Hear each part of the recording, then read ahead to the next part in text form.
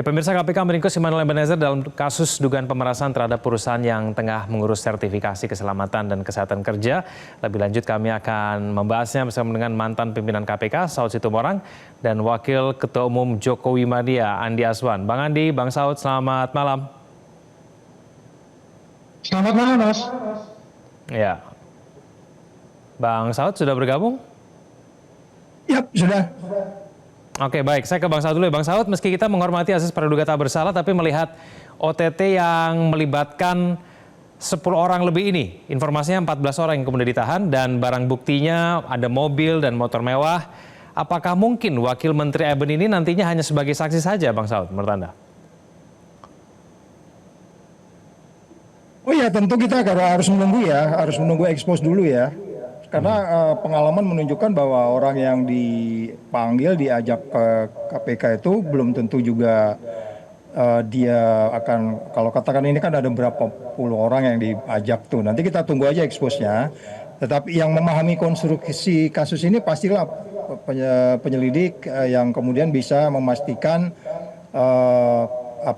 barang-barang itu milik siapa. Tapi kalau kemudian barang itu menjadi bagian daripada milik katakanlah wakil menteri yang disebut-sebut, ya tentu dia ada kaitan dengan pertanggungjawaban yang harus dimintakan. Jadi sekali lagi itu masih merupakan hak penyelidik yang kita belum bisa masuk ke situ. Lain hal kalau pimpinan KPK pasti mereka sudah memahami konstruksi kasusnya, karena OTT ini kan biasanya produk-produk yang hasil dari tindak pidana sebelumnya yang pernah terjadi, kemudian didalami, kemudian terjadi lagi peristiwanya, sehingga kita tunggu saja. Enggak juga barang diambil di rumah saya kalau nggak ada kaitan dengan pertanggungjawaban yang harus saya lakukan, tetapi itu pun tetap kita tunggu dulu expose-nya sampai mereka bisa memastikan expose nanti malam sebelum 24 jam bahwa yang bersangkutan harus bertanggung jawab karena peristiwa pidana memang sudah terjadi, gitu, Kevin. Oke, baik. Saya ke Bang Andi. Bang Andi, Anda menyangka tidak sih bahwa kejadian ini menimpa sahabat Anda, Immanuel Ebenezer, seorang Wakil Menteri Ketenagakerjaan?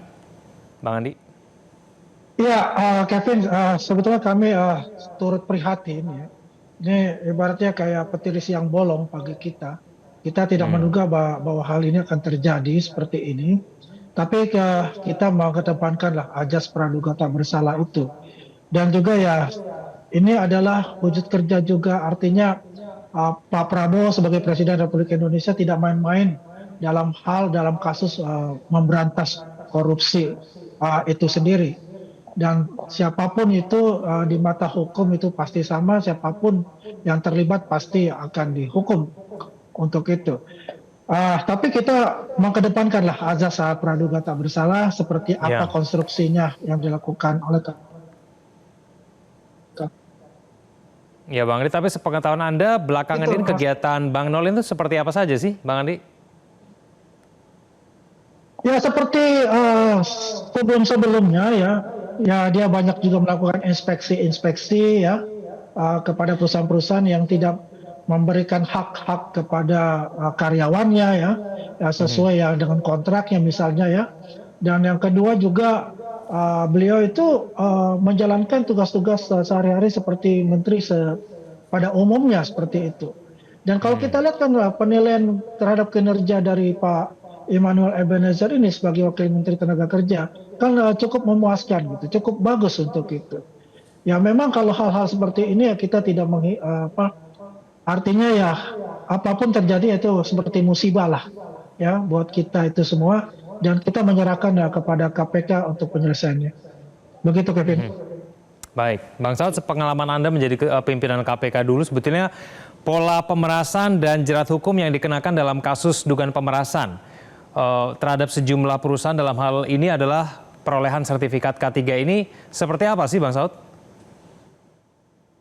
Iya, itu kan pintu masuknya selalunya perizinan ya, yang menyangkut dengan tugas-tugas dari kementerian. Kalau udah menyangkut sertifikasi, kalau kita sebut ini sertifikasi adalah untuk keselamatan dan kesehatan kerja, ini sebenarnya sangat disayangkan. Jadi kalau kita lihat bagaimana sebenarnya perizinan itu bisa dijadikan sebuah isu transaksional, yang menarik adalah sebenarnya ini kan lebih kepada sesuatu yang intangible sebenarnya.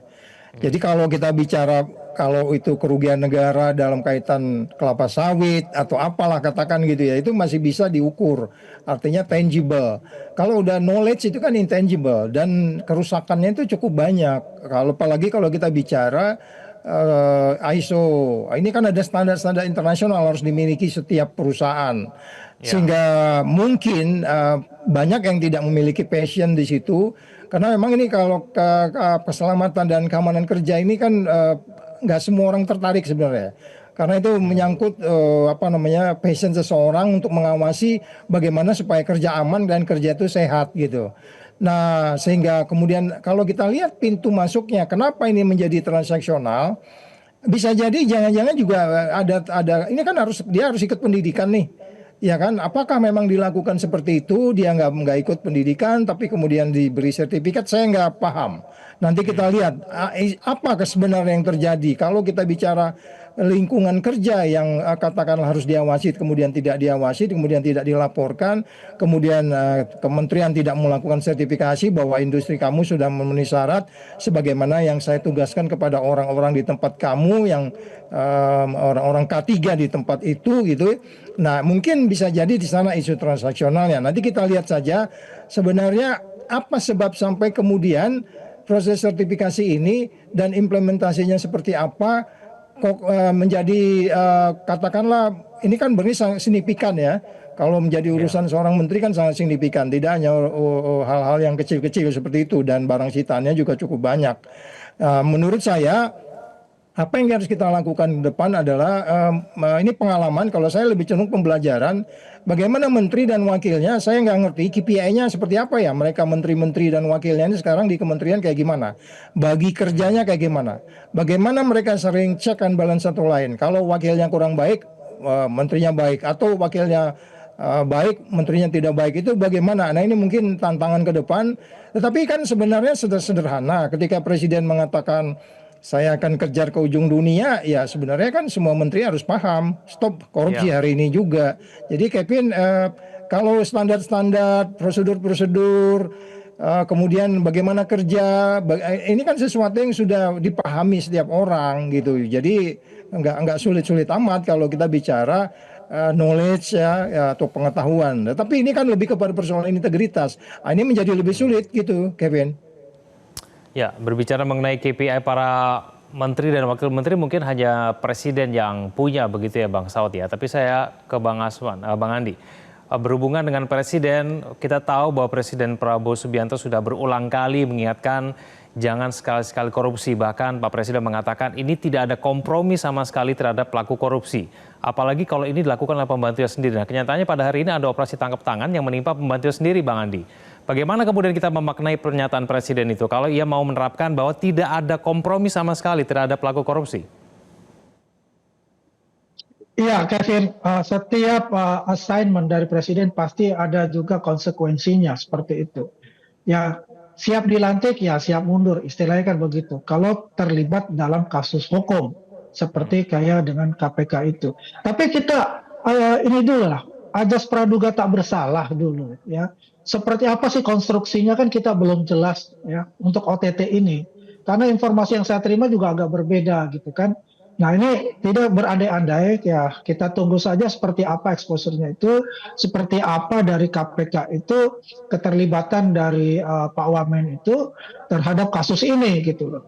Ya, memang kan tadi katakan barang buktinya cukup banyak ya, ada 20 mobil, ada 7 motor ya, termasuk ada motor mewah itu.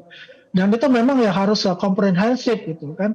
Ya, kita lihat seperti apa, karena kita tidak mau Ya. berandai-andai untuk itu, Kevin. Yang jelas bagaimana nanti ya yang diberi keterangan oleh KPK itu ya kita ikuti saja.